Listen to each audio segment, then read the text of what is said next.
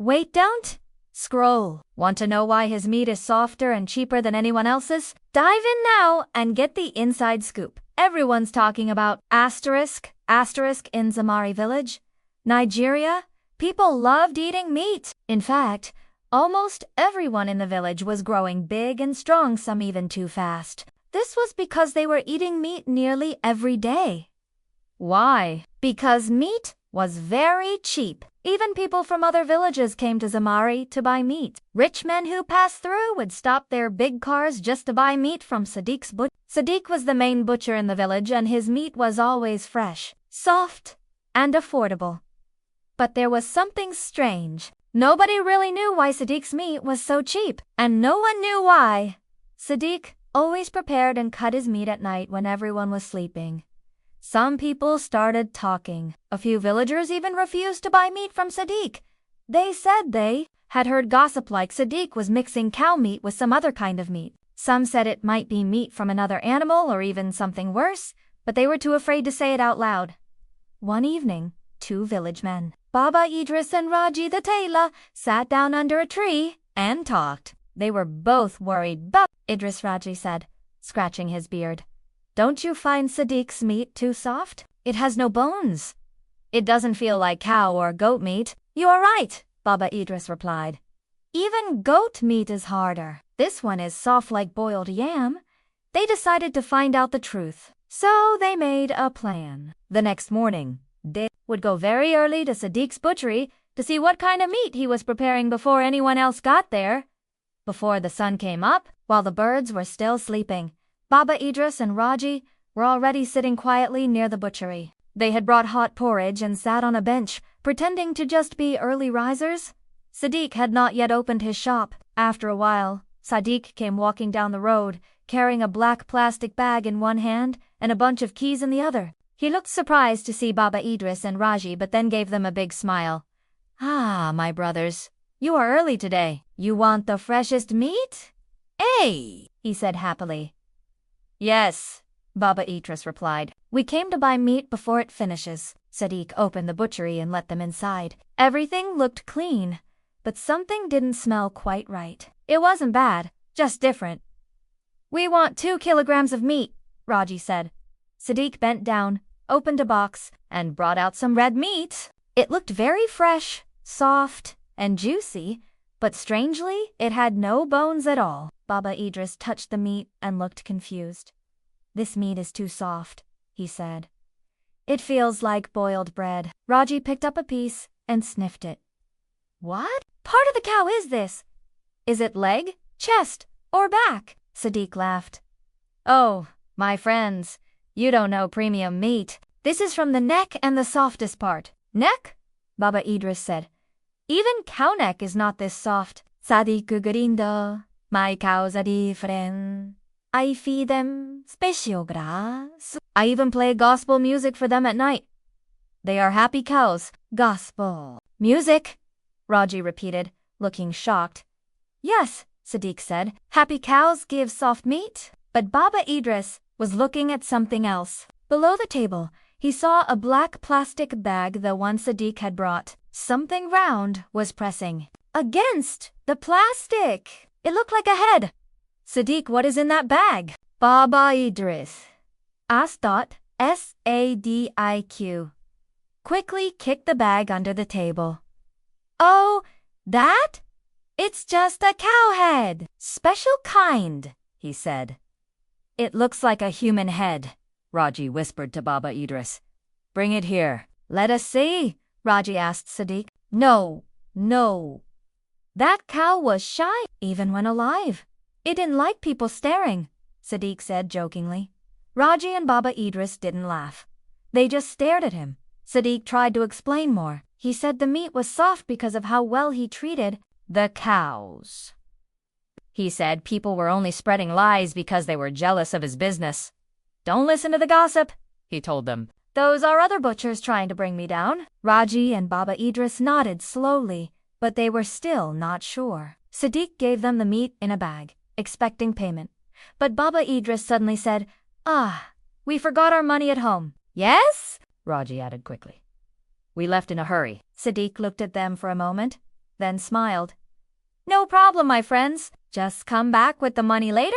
Oh, we'll come, Raji said as they walked away, both of them feeling nervous. The moment they turned the corner, the two men started walking fast, almost running. They didn't say a word until they were far away. Later that day, a woman named Mama Peace came from another village. She was wearing a bright yellow wrapper and carrying a basket. She walked into the village, looking confused. She met a group of men sitting under a tree and asked, Please, where is Sadique's butchery? One of the men looked up and asked, Why? Do you want that one? There are many butcheries here. Mama Peace smiled. I want his meat is very soft and cheap. I came all the way just to buy from him. Last time I bought it, my children even licked the bones. The men laughed. Are you sure it's really cow meat? One asked. Yes, of course, Mama Peace answered. What else could it be? One of the men looked at her closely and said, Madam, in Zamari village, even soft drinks are not always what they say. Be careful! Mama Peace looked confused but laughed it off. Meanwhile, back in the village, people were still eating meat with joy. They would buy it, roast it on firewood, and eat it right there at the butchery. Some people didn't even bother cooking. Food just the meat was enough. Honey, I bought meat from Sadique, one man shouted as he entered his house. No need to cook rice, just bring pepper and salt. The meat was so tasty that people forgot all the gossip. Even children chewed it happily and licked their fingers. But the whispers didn't stop. Baba Idris and Raji said the meat is too soft. Someone said at the well. I heard it has no bone, another replied. Do cows now come with no bones? A third laughed. The village kept eating, but the questions were growing. One night, something strange happened, something that shocked the whole village. And what happened might stop you from buying meat anywhere you find. It was Easter Sunday, in Zamari village, a day of prayer, celebration, and plenty of food. The air was filled with laughter, the smell of spices, and the sound of clanging cooking pots. But above all, there was one thing almost every woman in the village said that day. I must go and buy meat from Sadique's butchery, one woman asked another. Yueka, because his meat is soft like ripe banana, fresh, cheap, and has only small bones. Those other butchers sell skeletons. If you cook their meats, you'll need magnifying glasses to find flesh. Even the men agreed. By midday, Sadique's butchery was the busiest place in the entire village. People lined up like school children waiting for free biscuits. Sadique chopped and weighed meat until sweat rolled from his face like a river dot. By 4 p.m., Sadique was completely tired.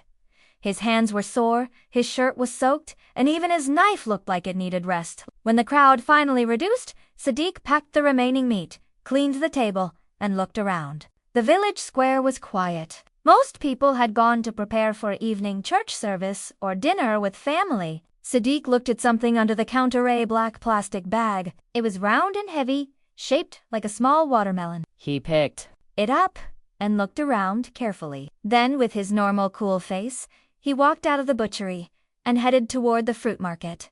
He stopped by a watermelon seller. Give me that one, he said, pointing at a fat green watermelon. She gave it to him and packed it in another bag. In the middle of the exchange, Sadique placed the black bag from his butchery down on the wooden bench beside the watermelon stand. He paid, took the watermelon, and walked away smiling, completely forgetting the black bag he had come with. About 15 minutes later, the watermelon seller noticed the black bag still sitting on her bench. Whose bag is this?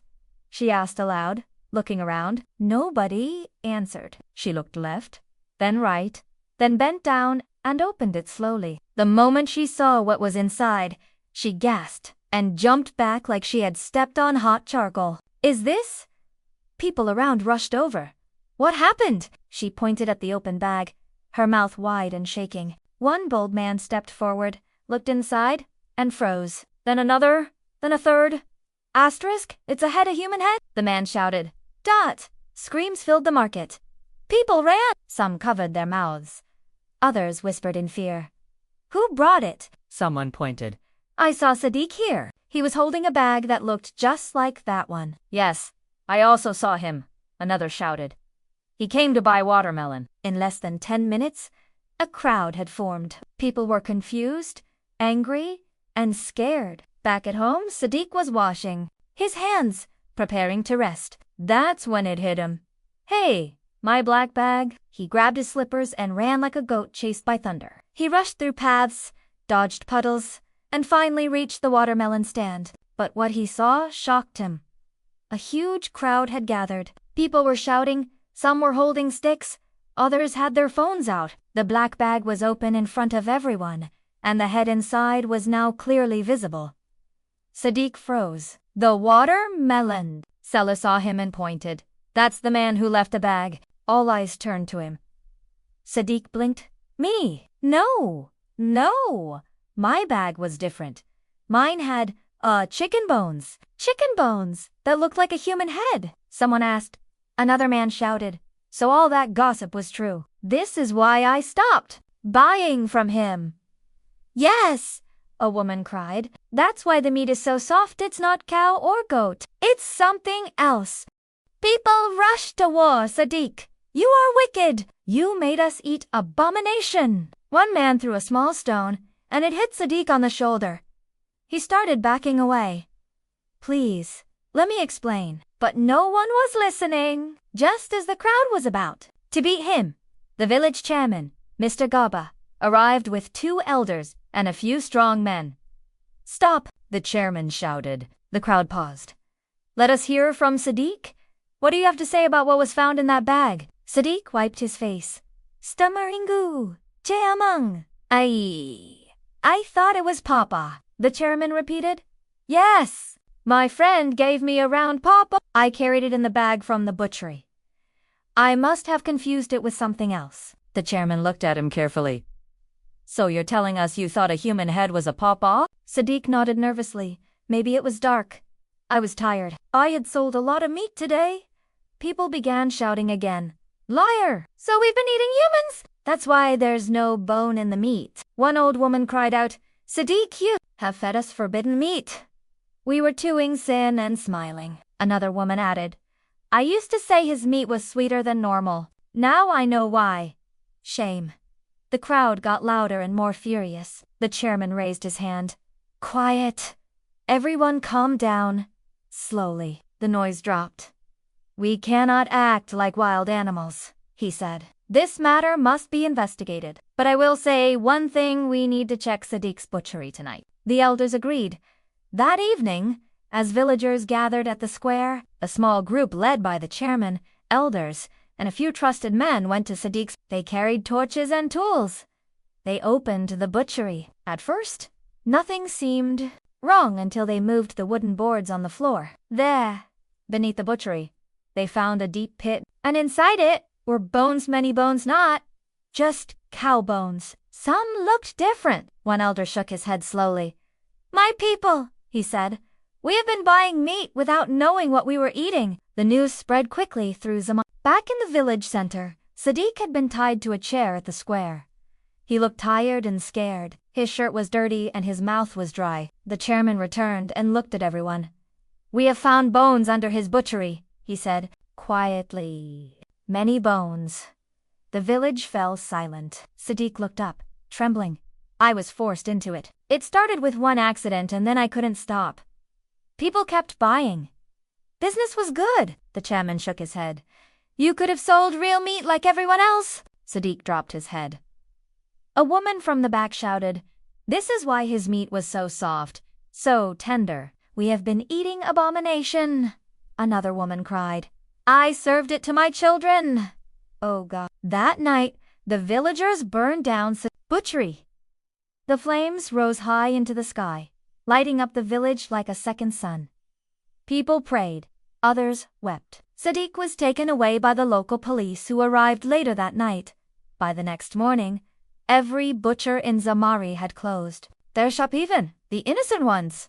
Nobody wanted meat anymore. Instead, women went to the market and bought fish, beans, or vegetables. One small boy told his mother, Mummy, I don't want meat again. Let's eat dodo and egg. From that Easter Sunday, the people of Zamari village learned a big lesson. Just because something is cheap, soft, and tasty doesn't mean it is safe. And as for Sadique, nobody ever saw him again. But whenever anyone in Zamari sees meat with no bow, they look at it twice and whisper, "Hope this one didn't study at Sadique's butchery." After Sadique was arrested on Easter Sunday, the police didn't waste time. The next morning, a team of officers went straight to his house, a large compound at the edge of Zamari village. People had always wondered how a butcher could afford such a fine home with 3 bedrooms, iron gates, and even a satellite dish.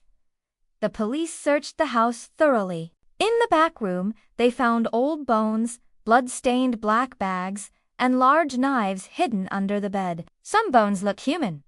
Others were mixed. It was clear Sadique hadn't just been selling cow meat. The investigation continued. Police officers interviewed villagers. Old men, mothers, even children came to give their stories. His meat was soft like boiled yam, one woman said. No bones at all, added another. We only saw him slaughtering 1 or 2 cows, but the meat he sold was too much for just that, said Baba Idris. Some villagers explained how Sadique would always bring meat to the butchery at night. He said it was to keep it fresh, but now they began to think maybe that nighttime work was to hide the truth. We have been eating shame, an elder cried. And what shocked people the most was this. Sadique would sometimes carry meat with bones home and bring back boneless meat to sell. What kind of exchange was that? No one could explain it. But now everything was clear. Something dark had been happening. 3 powerful lessons. Not everything cheap is a blessing. Some things come at a great cost. Sadique's meat was cheap, soft, and always available. But in the end, it cost the village their peace, dignity, and health. Evil hides in darkness, but truth will always come to light. Sadique did his butchery work at night. He hid bones, changed meat, and lied to the villagers. But on Easter Sunday, the truth was revealed, and it was too late to undo the damage.